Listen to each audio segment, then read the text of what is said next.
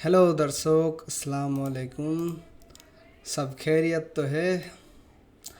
আজ অনপ্যাসিভের সম্পূর্ণ সত্য 2026 সাল অ্যাসমুফারে কি করলেন, ধরা পড়লেন, বাংলাদেশের টাকা আসবে কি না, ভবিষ্যৎবাণীটা কি, বা বিনিয়োগকারীরা কি কখন টাকা ফেরত পেতে পারেন, এসব কিছু বিষয় আপনাদের সামনে আমি তুলে ধরব।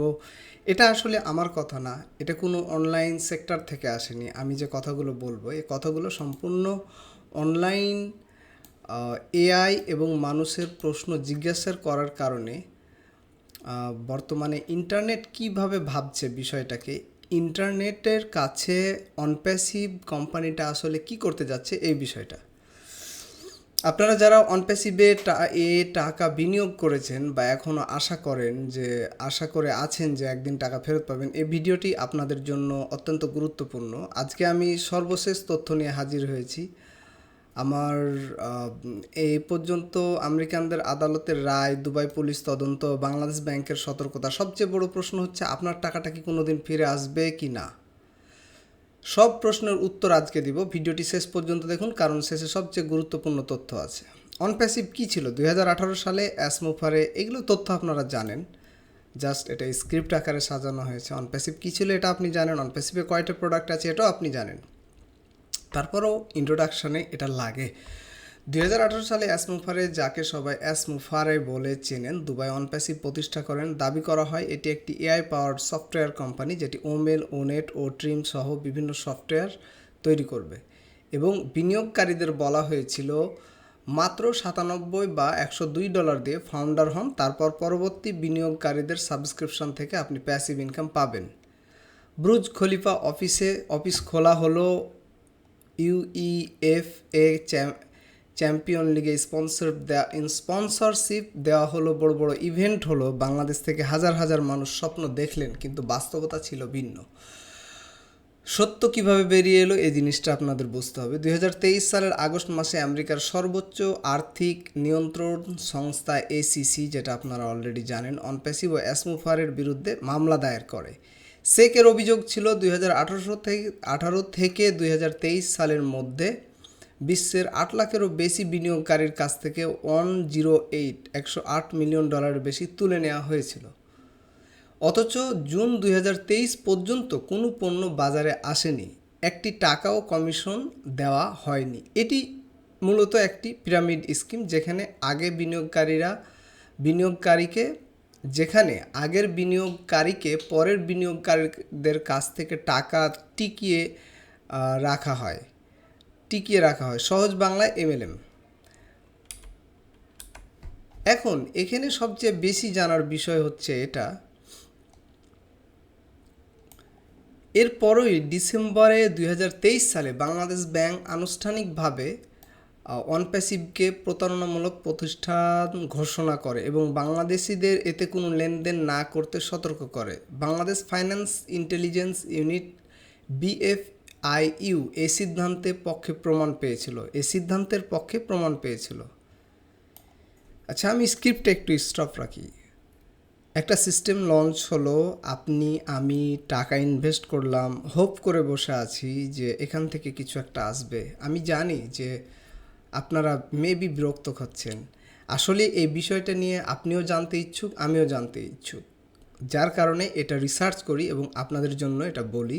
আমি যেটা ভাবছি এটা যেন আপনি বুঝতে পারেন। বাট আমাদের এই ভিডিও কনফারেন্সে বা এই আলোচনাতে কিছু মানুষ আছে এটা দেখছে কৌতূহলের বশত, বাট তারা এটা ভাবছে যে এই ভিডিওটা আমি কেন দেখব, কারণ আমি জানি যে অনপ্যাসিভ কোনোদিন আসবে না, ঠিক আছে। বাট একটা প্ল্যান আপনি যখন তৈরি করেন, তখন ওই প্ল্যানটা যদি মাঝপথে ভেঙে যায়, if it's sometimes broken in midway, then it not proving that your full plan is a wrong.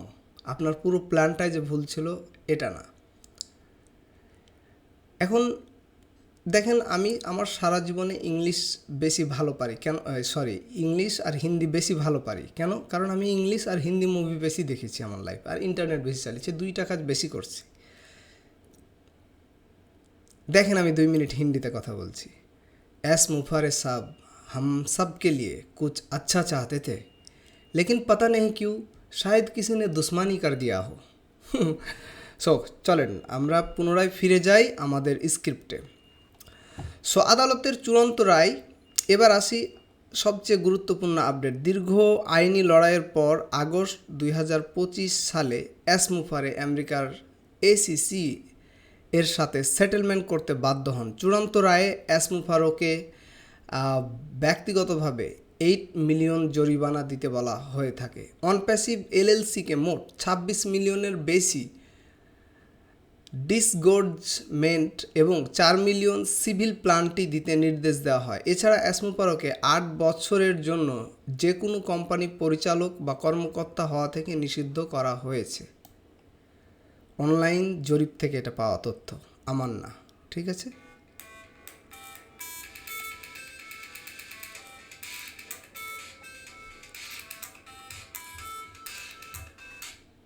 Sorry. So এই সেটেলমেন্টে মুফারোকে অপরাধ এই মুফারোকে 8 বছরের জন্য কোম্পানি পরিচালনা, আচ্ছা এখানে ছিলাম, একটা কল এসেছিলো যার কারণে বন্ধ হয়ে গেছিলো। এই সেটেলমেন্টে মুফারা কোনো অপরাধ স্বীকার করেননি, কিন্তু অস্বীকারও করতে পারেননি। মোট জরিমানা দাঁড়ায় 32 মিলিয়ন। এর মধ্যে মজার ঘটনা হলো মুফারা সেটেলমেন্টের ভাষায় চাইছিলেন লেখা থাকুক এসইসি অনপ্যাসিভ বন্ধ করেনি, কারণ তিনি আগে বলেছিলেন শুধু ঈশ্বরই অনপ্যাসিভ বন্ধ করতে পারবেন। এই মানসিকতাটা বুঝুন। নিজের ফ্রড ঢাকতে ধর্মকে ব্যবহার করা হয়। সো এইগুলো ঘটছে, আমি যেখানে টাকা দিয়েছি এই জিনিসগুলো ঘটছে। এখন আমার প্রশ্ন, এগুলো কেন ঘটবে, তাই না? আমি একটা জিনিসে বিলিভ করেছিলাম যে অনপ্যাসিভ যেহেতু দুবাইয়ের মতো কান্ট্রিতে লঞ্চ করছে, তার মানে এই জিনিসটা হবে লেজিট, এই জিনিসটা হবে রাইট। কিন্তু দুবাইয়ের মতো একটা কান্ট্রিতে আপনি কিন্তু স্ক্যাম করে ব্যাকআপ আসতে পারবেন না, আপনার রেপুটেশন ড্যামেজ করে ফেলবে, ঠিক আছে। চলো আবার দেখা যাক। এবার আসি দুবাইয়ের পর্বে। হ্যাঁ, শুধু আমেরিকাতে নয়, দুবাই অনপ্যাসিভের বিরুদ্ধে কঠোর ব্যবস্থা নেওয়া হয়েছে। October 2023 UAE financial investment unit সমস্ত অনপ্যাসিভের ব্যাংক অ্যাকাউন্ট ফ্রিজ করে দেয়। দুবাই পুলিশকে অর্গানাইজ ক্রিমিনাল গ্রুপের মাধ্যমে মানি লন্ডারিংয়ের অভিযোগ এনেছে। বিনিয়োগকারীদের কাছ থেকে প্রায় 40 মিলিয়ন কমিশন পাওনা ছিল, কিন্তু অ্যাকাউন্ট ফ্রিজ থাকায় সে টাকা কেউ পায়নি। ইটস ফ্রিজেড, স্টপ হয়ে গেছে। এখন আমাদের বা বাংলাদেশের যারা investor, Bengali investor like me others, সবচেয়ে বড় প্রশ্ন, টাকা কি ফেরত আসবে? আচ্ছা, এবার আসি সেই প্রশ্নে। আপনারা সবাই জানতে চান এই কথাটা। সত্যি কথাটা হলো টাকা ফেরত পাওয়ার সম্ভাবনা অত্যন্ত কম, খুব কমে গেছে, লো। কেন? এসিসি এর কাছে 32 মিলিয়ন সেটেলমেন্ট হয়েছে, যেটা মূলত সরকারের ট্রেজারিতে যাবে। সরকারি বিনিয়োগকারীদের হাতে দেওয়ার কোনো ব্যবস্থা এখনও নাই। এটা ইউএস গভর্নমেন্টের ট্রেজারিতে যাবে। কারণ নাম্বার 2, বিশ্বব্যাপী 8 লাখ বিনিয়োগকারীর মোট তোলা হয়েছে 108 মিলিয়ন, কিন্তু সেটেলমেন্ট মাত্র 32 মিলিয়ন। সেটাও সরকারের কাছে, মাথাপিছু ভাগ করলে কিছুই থাকবে না। এটা আমার কথা না, স্ক্রিপ্টে লেখা আছে। দুবাইয়ের অ্যাকাউন্ট ফ্রিজ মানে ইউএই সরকারি আইন প্রক্রিয়ায় আটক আছে। কারণ 4, ওয়ানপ্যাসিভ এখন একটি ইনঅ্যাক্টিভ কোম্পানি। এর কোনো সম্পদ নেই যা দিয়ে বিনিয়োগকারীদের টাকা ফেরত দেওয়া যাবে। তবে যদি এসিসি ইনভেস্টর সেক কম্পেনসেশন ফান্ড গঠন করে, তাহলে কিছু টাকা পাওয়া যেতে পারে, সেটা খুবই সামান্য। তবে তা কবে হবে এটা নিশ্চিত করে কেউ বলতে পারছে না। অনফিউশন সম্পর্কে সতর্কবার্তা। অ্যাসমুফারে এখন একাই কাজ করে অনফিউশন নামক কোম্পানিতে করার চেষ্টা করছেন, যেটি প্যালেস্টাইন ভিত্তিক আমেরিকান আইনের আওতায় না পড়তে হয়। এটি অনপ্যাসিভের মতোই নতুন একটি রূপ, এতে কোনোভাবে বিনিয়োগ করবেন না। ডিসগুইশন দিচ্ছে আমাদেরকে। বাংলাদেশের জন্য শিক্ষা ও পরামর্শ। আমাদের জন্য শিক্ষা পরামর্শ স্ক্রিপ্টে দেওয়া হয়েছে অনলাইন থেকে। আমাদের দেশের মানুষ অনেক কষ্টের টাকা হারিয়েছেন, এই ব্যর্থতা থেকে শিক্ষা নেওয়া দরকার। ভবিষ্যতে যে 5টি লক্ষণ দেখলে দূরে থাকবেন। Passive income. প্যাসিভ ইনকামের অতিরিক্ত প্রতিশ্রুতি, বিনা কাজে টাকা আসে না, নতুন সদস্য আনলে বেশি আয়, এটা একটা স্ক্যাম। এটাই পিরামিড স্কিমের চিহ্ন। পণ্য বা সেবা নেই, শুধু স্বপ্ন আর স্বপ্ন। আসল কোম্পানি পণ্য দিয়ে আয় করে। বাংলাদেশ ব্যাংক ও সরকারি সতর্কতা এটা মানা বাধ্যতামূলক। ধর্ম আবেগ দিয়ে বিনিয়োগ করতে উদ্বুদ্ধ করা এটা কোম্পানির স্ক্যামিং কোম্পানির একটা বৈশিষ্ট্য। এটি সবচেয়ে বড় বিপদের চিহ্ন। ধর্ম বা আবেগ দিয়ে বিনিয়োগে উদ্বুদ্ধ করা, এটা আমিও দেখেছি। হারাম পথ ছাড়ুন, হালাল ইনভেস্ট করুন, ধর্মকে ট্যাপ করে। হ্যাঁ, যারা টাকা হারিয়েছেন তাদের জন্য সহানুভূতি জানায়। এই ভিডিওটি শেয়ার করুন যাতে আর কেউ প্রতারিত না হন। লাইক দিন, সাবস্ক্রাইব করুন, চাইলে ফলো দিতে পারেন, হিট করতে পারেন। এখন আমার এখানে কিছু মতামত আছে। আসলে বাংলাদেশ বা ইন্ডিয়া এই ধরনের অফারকে কেন অ্যাকসেপ্ট করে জানেন? Because we are living under poverty line. এটার বাংলা হলো আমরা দারিদ্র্য সীমার নিচে বসবাস করি। আমরা এখন কিছু টাকা হাতে নিয়ে বসে আছি। এই মুহূর্তে আমাদেরকে কেউ এসে বলল এটা করলে ডাবল লাভ, তখন আমরা সব কিছু ওখানে দিয়ে দিই।